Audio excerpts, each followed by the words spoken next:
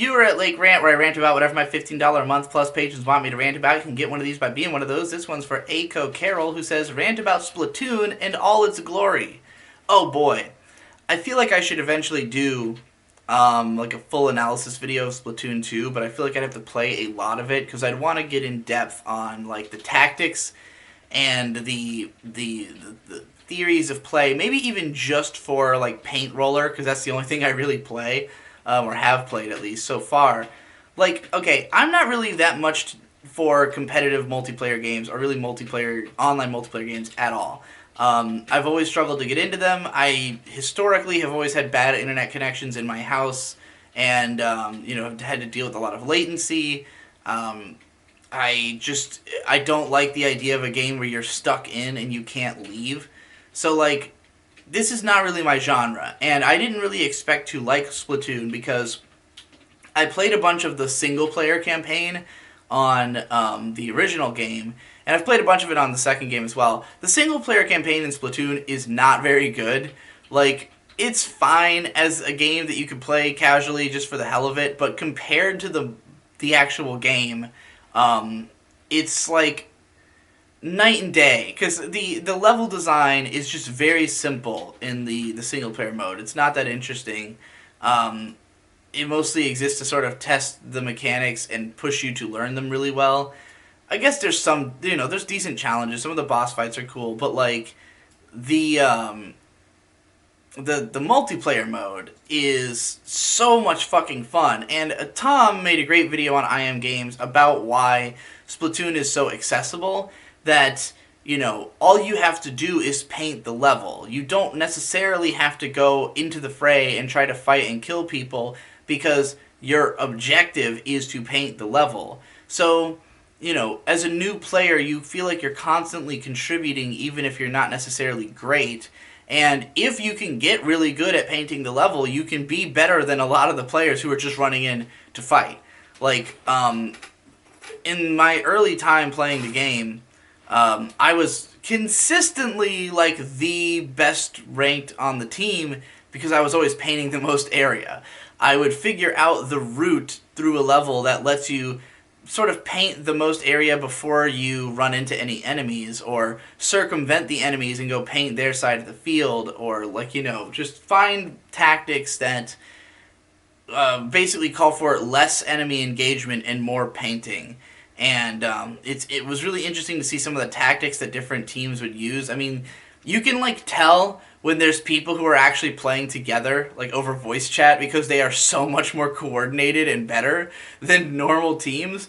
But a lot of people do just like to run out and try to fight and use the more action-centric tools. I tend to just go paint roller and paint the level as much as possible. Once I finally got to rank like 10 or whatever, which lets you go into the ranked matches, that also got really interesting because those basically it rotates out different levels and match types every 2 hours, and so you basically have to master whatever match type is going on right now. And like it's interesting. Like, at first I would have had a problem with the fact that the game doesn't allow you to just choose what type of match you want to play. And it can be a little annoying if there's a match type you're not the biggest fan of, but it does force you to learn all those match types and, eventually get better at them. And some of them are a ton of fun.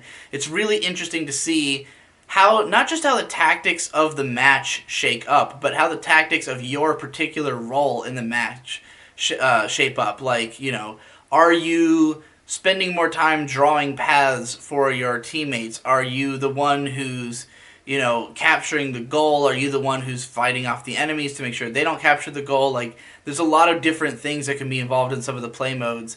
And yeah, it's just like learning each map, learning how your weapon that you choose to use on that map relates to the map, like how to play that map the best with the weapons that you want to use, how to contribute to your team the best way, and learning all these different play modes.